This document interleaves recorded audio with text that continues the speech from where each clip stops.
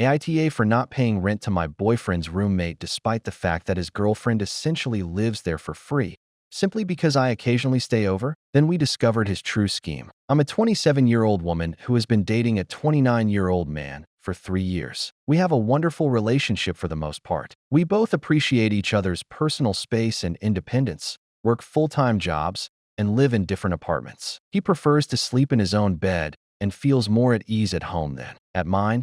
So depending on the week, I would estimate that I spend between 30 and 40% of my time there. That was never really an issue for me. Instead of driving across the city late at night, it would be more convenient to crash at his apartment for a few evenings because it is closer to the gym and my second job. Here's some background. Together with his roommate, my guy leases a 2-bedroom apartment. I'll give him the name Brad. Early 30s. Although she is not formally on the lease, Brad's girlfriend also spends the majority of her time there. Brad and my boyfriend share 50% of the rent. After that, Brad and his girlfriend divide his part. In other words, only 2 persons are financially accountable for the rent, even though 3 people live there full-time. How they set that up is none of my business, and until recently, I didn't give a damn. I want to be transparent about why I'm visiting the apartment. I do not consider it to be my home. Toiletries are not something I keep in the restroom. Makeup is never spread out on counters by me. Other than getting something out of the refrigerator, I never use the kitchen. I've never prepared any food there. To avoid annoying Brad or getting in his way, my boyfriend and I have even tried to stay out of the common spaces completely, particularly the kitchen. We clean up after ourselves, dine in the room, order takeaway, or eat out, and avoid eye contact. I have a small area in the refrigerator for food, but they are for my partner and myself, and there is a cup in the cabinet with my name on it. Nothing over the top, nothing that other people touch. I'm not leaving dirty dishes behind or throwing dinner parties. My clothing is at the apartment. However, it is just in my boyfriend's room closet. I take a shower by myself or with my partner. And once more, we always take care to tidy up after ourselves. I have a busy schedule and work 2 jobs. Therefore, my regular plan when I stay over is to crash for a few hours before leaving again. During my off periods, I occasionally stay over for 3 to 5 days, but never during the day and never consecutively. We are referring to the evening after 10 p.m. and gone by 8 o'clock or 7 a.m. I work long hours and primarily use the apartment as a place to sleep in between shifts, so I'm not there relaxing on the couch or working from home. Which leads me to the problem. Brad grabbed my partner away a few weeks ago and told me that since I essentially live there, he wants me to start giving him $200 a month. I was surprised. At first, I assumed it was a joke. Brad was dead serious, though. He said that I visit too frequently and that it is unjust for me to use the apartment without making a financial contribution. Since I'm always around, it seems like my boyfriend has an extra person and he doesn't, which is crazy because his girlfriend lives there full-time and doesn't pay rent either. He claims that he and my boyfriend divide the rent equally.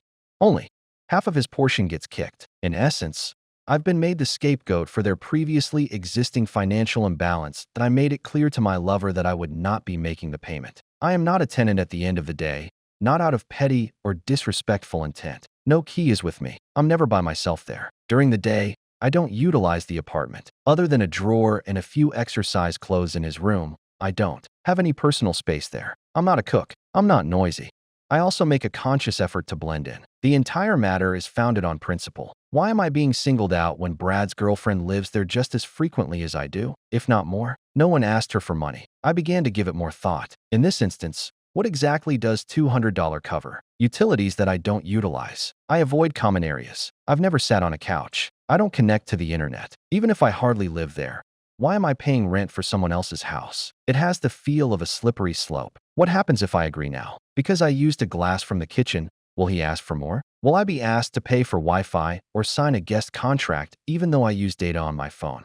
Brad has never been calm. Although he is not overtly antagonistic, he conveys the idea that everyone is a bother. For years, we had avoided him at all costs. He has claimed to have mistakenly utilized our groceries and mistakenly believed they were his. He once tossed out food I had paid for and leftovers from my boyfriend's refrigerator because he felt it had been there for too long, even though it had only been there for a day or less. I ignored that, but this financial issue feels different. It seems planned. My boyfriend agrees that I shouldn't be responsible for paying and supports me. To keep the peace, he even offered to pay the $200 personally, but I told him no.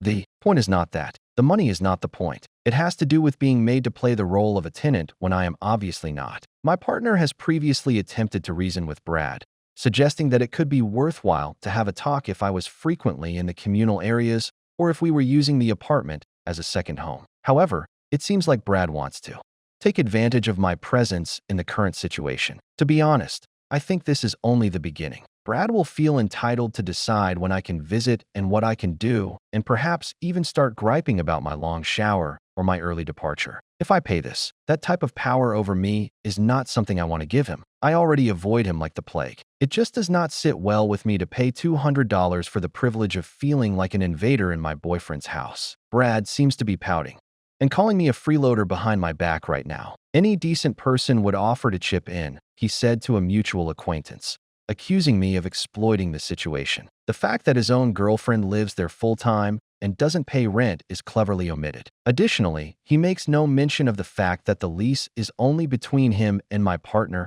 and that no other party is bound by it. I have provided answers. If this is going to be a persistent problem, I told my partner I could reduce the number of visits. But he doesn't want that. He desires for me to be there. We've even talked about moving in together when the lease expires. So this whole situation seems pointless and transient. However, I can't help but feel that this is unfair. Brad wants to profit off me just for being here, while his own partner gets away with it. I find that to be hypocritical. I am therefore torn between holding on to what I believe to be an utterly irrational request and not wanting to cause friction in my relationship. I am aware that I am not a renter. I am aware that I do not consider the location to be my home. I am aware that when I stay over, I am courteous, considerate, and essentially invisible. Brad, however, still believes that I owe him money just for existing. Am I to blame for not making the payment? Or am I just dealing with these strange roommate interactions till we move out? Because I feel like I'm going to be opening a door. I can't close if I give in on this right now. One update. Something unexpected that I never anticipated occurred a few days after everything blew out. I received a direct message from the roommate's girlfriend, who, let's face it, virtually lives in that flat without having a lease or paying rent. Other than a few awkward utterances in the hallway or a muttered good night as we passed each other in the kitchen, we had never truly spoken. I was therefore taken aback when she messaged me to ask whether I would be interested in going out for coffee alone. I had no idea what to anticipate. I initially believed that she might support Brad or attempt to use guilt to get me to give in. Her tone, however, didn't seem combative for some reason. It was uncertain, even uneasy. So, primarily out of curiosity, I said sure. We met on neutral ground, a peaceful cafe close to her place of employment. It wasn't long before I realized why she appeared exhausted, like she hadn't been getting enough sleep. She didn't spend any time. She apologized right away, sounding as though she didn't even want to hear herself say it. She appeared truly ashamed. It seems that she was unaware that Brad had requested $200 from me. Not at all. He explained to her that I had offered to begin paying the rent and that he was merely establishing limits and defining expectations. She received that story. She therefore thought the entire matter seemed like a mature, sensible discussion about money and justice. She was shocked, however, when my boyfriend showed her the screenshots of Brad's arrogant, almost menacing demands in the actual messages. She was caught off guard. The story didn't end there. Things became heated after she challenged him about deceiving her. She informed me that Brad had lately been pressuring her to pay a larger portion of his rent, not both of their rent, his share. She claimed that at first, it was just casual remarks about how costly things were becoming or how he was taking the burden, but that as he started pursuing her, she felt more pressure. He even suggested that since she came there so frequently, it was only right that she pay a little bit more. She reminded him that she didn't take up extra space, that he had welcomed her to stay over frequently, and that she was already cleaning the common areas and buying groceries. But none of that seemed to matter. I felt sick to my stomach after. She dropped something. If I didn't want to help, Brad had suggested subleasing a portion of the apartment. She wasn't even sure what he meant at first. She later understood, however, that he was referring to my boyfriend's chamber about us. He was already preparing the psychological foundation for my boyfriend's eviction, nor outright, nor directly. Brad lacks the courage to do that, but in that cunning, deceptive manner that individuals employ when they wish to cause someone enough discomfort to depart on their own volition. It's the kind of slow crush that makes a public area unfriendly. And since he knew Brad, he would have attempted to blame me, implying that my refusal to pay was the cause of the problem.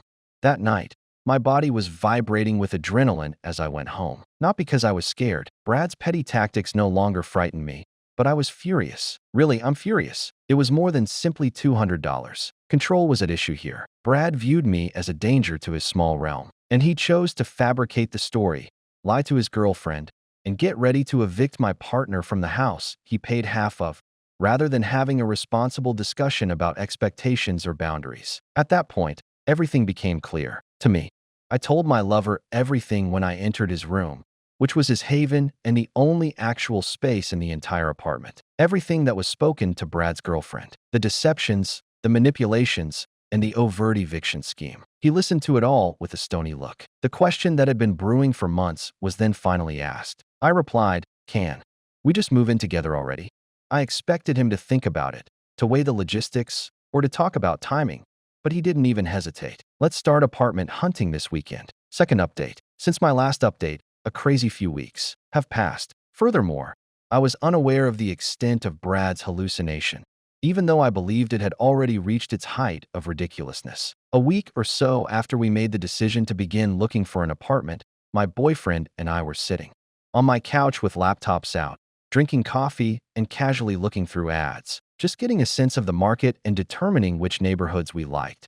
Nothing too serious yet. It was a languid, cozy evening that seemed full of possibilities. At last, we had reached that thrilling point where we could move forward together. No more uncomfortable, quiet moments in a shared corridor. Kitchen tension will no longer be passive-aggressive. At last, we were reclaiming our peace and our space. Half joking about houses with rooftop jacuzzis, half seriously bookmarking spots with dishwashers and sufficient lighting. We were browsing a local rental website. My boyfriend's entire posture changed when he abruptly stopped. His face became blank as he leaned forward, not perplexed, inquisitive, or alarmed. He simply switched his screen in my direction without saying anything. It was his flat. I went cold. My brain failed to register what I was looking at for a moment. I assumed it might have been an old post or a duplicate listing. However, the more I investigated, the less plausible that theory seemed. The arrangement was precise. Same coffee table with the chip on the left, same corner window, same recognizable but inexpensive coffee table. Brad insisted on the light and airy look, and the sectional with the slightly flattened cushions, the mismatched dining chairs, and finally the curtains. The ones we had debated over months ago since he wanted blackout ones were clearly the final touches. The rod was put off center, so they were still there, a little too long, and pulled awkwardly at the bottom. It was his space, his apartment. Brad had put it up on the internet. More precisely, without telling my boyfriend at all, Brad had secretly posted his room for sublet. Fake charm was evident in the description. It described the room as a large, light-filled, private space in a conveniently located two-bedroom apartment that would be perfect for a young worker. It emphasized the quiet, polite atmosphere and included a fully furnished communal kitchen and bathroom that were kept up to date. Without my boyfriend's permission, the pictures were taken. In the corner of one, you could even make out my boyfriend's instrument, something really private and totally forbidden. The line that stopped us cold came next. In August, the current tenant will vacate. No, there might not be a roommate looking into possibilities. There is no pending lease transfer. It was a blatant pronouncement as if it had already been finalized, as if the choice had been made beforehand, as though my boyfriend had already left. The icing on the cake, please, no couples. Looking for one self-sufficient person. That was a powerful line. Deliberate and passive-aggressive. A clear statement to us as well as to potential tenants. In addition to my boyfriend's departure, Brad had made the unilateral decision that the next tenant would conveniently fit his idea of a peaceful, manageable home. One without me. One without any personality that Brad didn't control or direct. We were taken aback. Really, I'm speechless. Brad hadn't even made an effort to speak. He had made no indication that he wanted a new roommate. No warning was given. No. Just planning a talk in advance. In an attempt to replace my boyfriend, who is legally responsible for paying half the rent, he had taken the initiative to evict him in advance and was still collecting rent from him for the last month of the contract. Not only was it insulting, but also it was deceptive, and given our city's laws, it was almost against the law. If you don't have ownership, legal permission, or consent, you can't advertise someone else's room for subletting. Furthermore, you cannot falsely advertise a vacancy and mislead an existing tenant in that way. It could not be avoided. There had to be a confrontation. The following day, my boyfriend confronted him. Direct, calm, and without showmanship. Brad didn't even bat an eyelid in remorse. Rather, he appeared arrogant, as though he had been anticipating this exchange. He shrugged and said something like, "Maybe someone else deserves the space if you're going to let your girlfriend live here rent-free." The last straw for both my boyfriend and me was when he gave Brad formal notice to vacate at the end of the lease, telling Brad unequivocally that he would not be renewing and that Brad needed to remove the listing right away before someone filed a report because, yes, what Brad was doing could definitely be considered fraud or misrepresentation. There was no apology, no accountability, just a smug little smirk built entirely on his warped sense of fairness. Using someone else's space to post a fake vacancy and advertising a room they were still legally renting with pictures of their personal belongings is not just petty, it's actionable. Brad attempted to portray it as premeditated and merely considering his options.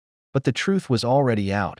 He'd been caught, and he knew it. The atmosphere in the apartment completely collapsed in the days that followed, going from tense to frigid. Brad's girlfriend, who had forewarned me about all of this and had obviously begun to see the holes in her boyfriend's facade, packed up and moved out for a while. She told my boyfriend that she was reevaluating everything, which, knowing her, was code for reevaluating every life decision that led her to this point. And how could she not? She had been duped into defending Brad, coerced into paying more, and drawn into a small-time power struggle against a couple that had done nothing but try to avoid each other. Brad's girlfriend, his emotional support system, and, let's face it, his financial cushion have all left, and the false listing has been removed after my boyfriend insisted and threatened to report it if necessary. The dream of kicking out his roommate and taking control of the place has completely vanished, all because of a fantasy.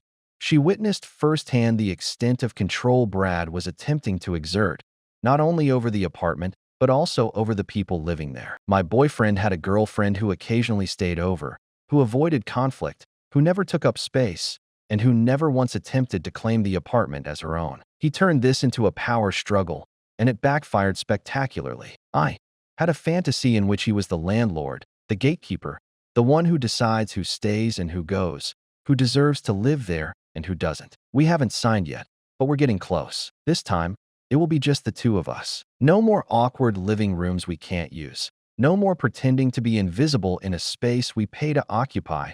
And no more avoiding a guy who confuses passive aggression for maturity. My boyfriend and I have since toured a few apartments, one of which had the most gorgeous view of the river, another had a cute breakfast nook, and the friendliest cat was hanging out in the lobby. Update 3.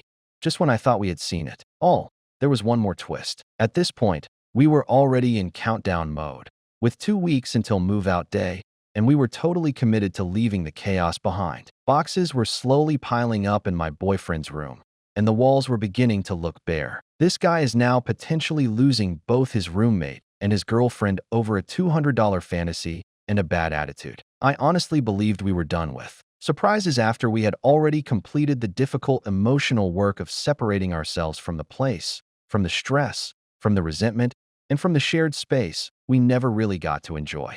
Then, I was folding laundry by myself, half watching a documentary in the background, when I heard a knock on the apartment door. I thought it might be a neighbor or a delivery, but when I opened it, a man I didn't recognize was standing there, looking confused but hopeful, and he asked if he could see the room. He said, "I have a tour scheduled." I blinked, not sure what he meant, and then he said something that made my stomach drop. "I have a tour scheduled." I asked him to clarify, which guy in which room, and he pulled out his phone and showed me a listing. There it was again. Brad had relisted my boyfriend's room after the last confrontation, after being specifically instructed to remove the listing after the formal notice had already been given. This guy, let's call him Eric, had not only seen the listing but had already sent a $500 Venmo deposit to hold the room. There was no formal paperwork, no lease, just a text exchange with Brad and a vague promise that the room would be his starting next month. Brad told him to come for a tour at noon sharp, and I invited him in. He looked uneasy, obviously sensing something was wrong, but it got worse, so much worse. I sat him down and calmly explained everything to him, showing him the move-out notice, the lease agreement in my boyfriend's name, and even screenshots of the previous instance where Brad had attempted the same thing a few weeks prior. Nothing could be disputed. My boyfriend had kept all the records, messages, the original listing, and the takedown request. Having sent $500 to a man who didn't own the space, didn't have the right to sublet it, and had a history of pulling this exact stunt. Eric was understandably incensed. He said he would file a report with Venmo support and asked if we would be willing to provide a written statement stating that the listing was fraudulent and that the room wasn't and never had been legally available. We immediately agreed. That was the final straw, the point at which the whole situation changed from a frustrating roommate story to something more sinister, verging on scam territory. I texted my boyfriend right away because Brad had not only tried to coerce my boyfriend into leaving, but he had also lied to his girlfriend and tried to charge me rent as a non-tenant. He had taken $500 from someone he had never met under false pretenses using a room that wasn't his. When he got home, we didn't need to discuss it or even think about it. We had already made up our minds before the words were spoken. After everything was sorted out with Eric, my boyfriend turned to me and asked if I wanted to go look at a one-bedroom apartment he had found that morning. It was quiet, in a good neighborhood, pet-friendly, had a washer-dryer in the unit, was clean, warm, and most importantly, it was ours. No roommates, tension, silent arguments over fridge space, or passive-aggressive notes. We signed the lease that weekend, and after a week of living here, every morning feels like a breath of fresh air. The living room and kitchen are ours, and no one acts like it's a crime. I leave a mug on the counter, and I make breakfast while listening to music. I take a shower without feeling like I'm stealing someone else's hot water, and I don't feel like I'm intruding. And Brad, word gets around quickly in the rental world, especially among mutual acquaintances and former college friends who are still renting in the city. Apparently, things have fallen apart quickly on his end, and after Eric threatened to take legal action and contacted the platform where the listing was posted, Brad was compelled to provide a refund, or at least try. 2. Brad's girlfriend, who had been gradually moving away from him ever since she learned of the lies, moved out the same weekend as us. There was no drama, no last-minute argument, just silent packing of bags, and she left a note with the spare key. We learned from a mutual friend that she was moving in with her sister and reevaluating everything. Now, Brad is living alone in a 2-bedroom apartment with rising rent and no roommate, girlfriend, or backup plan, and the room he tried to monetize twice is empty, and he is rushing to fill it. The last time we heard from him, he had lowered the rent and posted ambiguous listings that skirted the truth, but word has spread, and his reputation isn't great right now.